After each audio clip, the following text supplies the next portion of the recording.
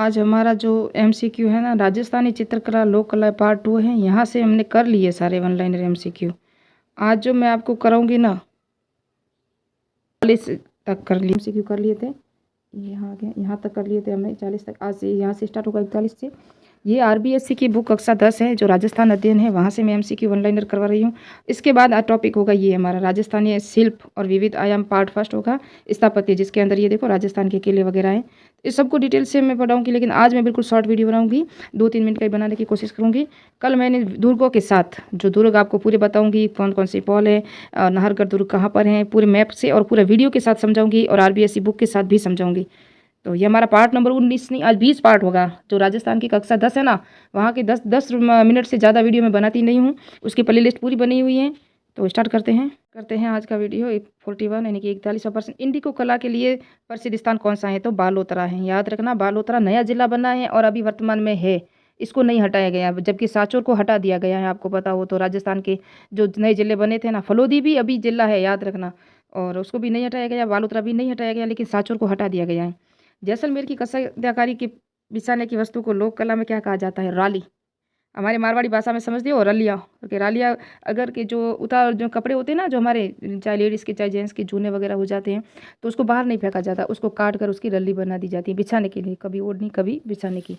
तो हमारी मारवाड़ी भाषा में कहते हैं रलिया। रलिया बनाई तूने, वो गर्मियों में बनाई जाती है, राली कहते हैं। जोधपुर में नकली जेवर बनाने की कला को क्या कहा जाता है? तूड़िया। और सॉरी, जोधपुर में नहीं है, धौलपुर में नकली जेवर बनाने की कला को कहा जाता है। मूर्तियां व मंदिरों के अत्यधिक बाहुल्य के कारण बागड़ प्रदेश के मंदिरों का महाधाम कहा जाता है। इस क्षेत्र की मूर्तियां किस विशेष पत्थर की बनती होती हैं? तो परेवा पत्थर की बनी होती हैं। मैं अभी आरबीएससी की अकॉर्डिंग ही आपको कल जो वीडियो बनेगा ना, पूरा का पूरा जहाँ स्थापत्य कलाओं के मंदिर है ना, और सॉरी किले वगैरह, इन किलों को पूरा समझाऊंगी मैं, और वीडियो में भी बताऊंगी। फौलाद की वस्तुओं पर सोने के पतले तार और जड़ई को क्या कहते हैं? कोप्तागिरीकार। श्रीलाल जोश 2006 में पद्मश्री पुरस्कार मिला था, जो किसके लिए प्रसिद्ध जाने जाते हैं? फट चित्रकला के लिए। फट चित्रकला आपको पता हो तो जेल प्रेरी में आया था, ये अभी एग्जाम हुआ है ना, 12 अप्रैल 2025 को। जालोर का कौन सा गांव टेराकोट के लिए प्रसिद्ध है, जहां मामा जी के घोड़े बनाए जाते हैं? हरजी गांव। देखो जीरो ही, भाखला, गंधा किस उद्योग के काम आते हैं के नाम है? तो जलपटी। गंधा जो है ना, आज भी हम पुराने जो गाँव में या बेरे पे कहीं जाते हैं ना, ढाणियों में, तो वहाँ बिछाने के लिए जो दरी के रूप में प्रयोग किया जाता है, उसे कहते हैं गधा, गंधा। और भाखला भी कहते हैं, जीरो ही भी कहते हैं। तो जलपटी से नाम से जाना जाता है उसका उद्योग। जयपुर में मीनाकारी की कला महाराजा मानसिंह द्वारा कहाँ से लाई गई थी? लाहौर से लाई गई थी। चांदी के आभूषणों की तारकसी के लिए, ये तो एग्जाम का आरपीएससी का फेवरेट क्वेश्चन है, नाथ द्वारा राजसमंद में है। करपाल सिंह शेखावत का संबंध राजस्थान की ब्लू पॉटरी से है। और राजस्थान का कौन सा जिला अजरक प्रिंट के लिए? तो ये बाड़मेर से हैं। ये सभी हो गया। अब स्थापत्य के शिल्प आयाम, तो यहाँ से कुछ प्रश्न कर लेते हैं, बाकी नेक्स्ट पार्ट में करेंगे हम। Suraj Pol, Chand Pol, Ghat gate, Sanganeri gate, Ajmeri gate, Zorawar Singh gate संबंध किस शहर से हैं? जयपुर से हैं। किसे हैं? जयपुर से हैं। जैसलमेर शहर किस सदी में बसाया गया था? 12वीं सदी में राव जैसल भाटी द्वारा। किस ग्रंथ में अजमेर की तुलना इंद्रपुरी से की गई है? तो अजमेर की तुलना इंद्रपुरी से की गई है पृथ्वीराज विजय की, है ना, पुस्तक पृथ्वीराज विजय है, वो जिसके लेखक कौन थे? जयानक थे, जयानक। महाराष्ट्र व मध्य प्रदेश के बाद सर्वाधिक गढ़ और दुर्ग किस राज्य में? तो सबसे पहले महाराष्ट्र में सर्वाधिक किले या दुर्ग हैं, उसके बाद मध्य प्रदेश में, तीसरा नंबर हमारे राजस्थान का आता है, जहाँ पर सर्वाधिक किले और दुर्ग है। शुक्र नीति के अनुसार राज्य में कितने अंग माने जाते हैं? राज्य के अंग नहीं, किले के। कितने प्रकार के किले होते हैं? तो 7 प्रकार के होते हैं, हमने पढ़ा था। और कल आरबीएससी की बुक में अथॉरिटी में आपको बता दूंगी, जैसे पारिक दुर्ग भी कहते हैं, जल दुर्ग भी कहते हैं, गिरी दुर्ग भी कहते हैं, है ना, औदक दुर्ग भी कहते हैं, है ना। तो किस तरह से, और दानवत दुर्ग यानी जो दोहरों पे बना हुआ है। तो 7 प्रकार के बताए हुए हैं, और ये 9 प्रकार के भी हैं शुक्र नीति के अनुसार। वो ओल्ड जो आरबीएससी की बुक है ना, पुरानी, उसके अंदर 9 प्रकार भी हैं। तो दोनों की जो पॉइंट है मैं कल आरबीएससी की लेके बताऊंगी मैं आपको। ओल्ड आरबीएससी में भी चलती थी राजस्थान जी के, और नवीन जो है ना, अब तो इसके अंदर बहुत ही ज़्यादा फैक्ट है। राजस्थान अध्ययन कक्षा 9 और 10 में ज़्यादा फैक्ट है, और उसकी ही प्ले लिस्ट मैंने 9th तो पूरी कर ली है, 10th का ये 20वां पार्ट चल रहा है हमारा। पार्ट नंबर, राजस्थान में दुर्गों की स्थापत्य के विकास का प्रथम उदाहरण किस सभ्यता की खुदाई में मिला? तो कालीबंगा में। कालीबंगा में मिला था ना। कितने स्तरों में थी? 5 स्तरों में थी। दुर्गों के भी मिले थे, फर्श थे, अलंकृत फर्श थे, ये सब मैंने बताया हुआ है। सभ्यताओं का पूरी एक प्ले लिस्ट अलग से बनी हुई है मेहर टीचिंग चैनल पर। मेरे चैनल को भी सब्सक्राइब कीजिए, लाइक कीजिए, कमेंट भी कीजिए। और स्टार्ट करते हैं। कितने हो गए? 6 एमसीक्यू यहाँ से हो गए।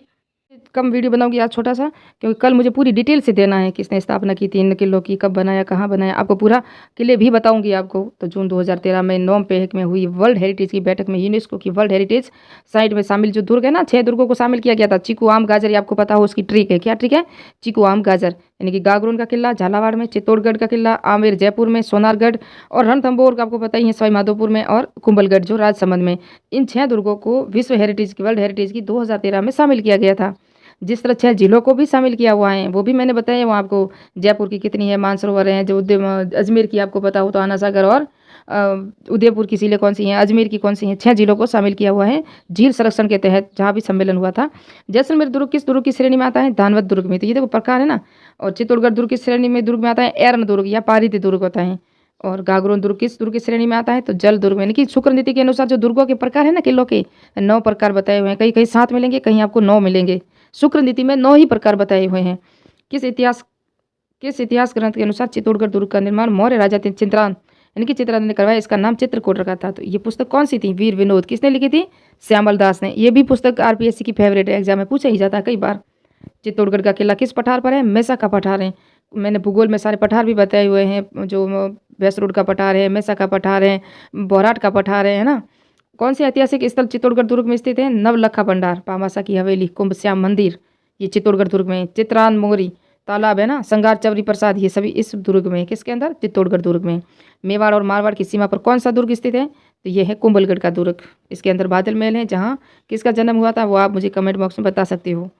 और कर्नल जेम्स टॉड ने किस दुर्ग की तुलना सुंदर प्राचीर बुर्जों और कंगूरों के विचारों को एट्यूस्कन वास्तु से की है, तो ये कुंभलगढ़ दुर्ग से की है, कर्नल जेम्स टॉड ने की है। झालीबाग बावड़ी व झाली रानी का मालिया महल, महादेव तालाब, कुंभ स्वामी विष्णु मंदिर किस दुर्ग में है, तो कुंभलगढ़ दुर्ग में है। रणथंभौर दुर्ग का निर्माण किसने करवाया था, रणथंभदेव चौहान ने कराया था, क्योंकि यहाँ चौहान का भी इतिहास रहा था। हमीरदेव, यहाँ की जो चौहान वंश की स्थापना की थी वो गोविंद राज ने की थी, है ना। उसके बाद आए थे हमीरदेव चौहान है, रणथंभ चौहान है। हमीरदेव चौहान हमारे 2nd ग्रेड के टॉपिक में भी हैं। जोगी महल, सुपारी महल, रानी महल, त्रिनेत्र गणेश मंदिर किस दुर्ग में है, तो रणथंभौर में है। और आपको पता हो तो गणत्री गणेश मंदिर है ना, इसका आप कई बार आया हुआ परीक्षा में।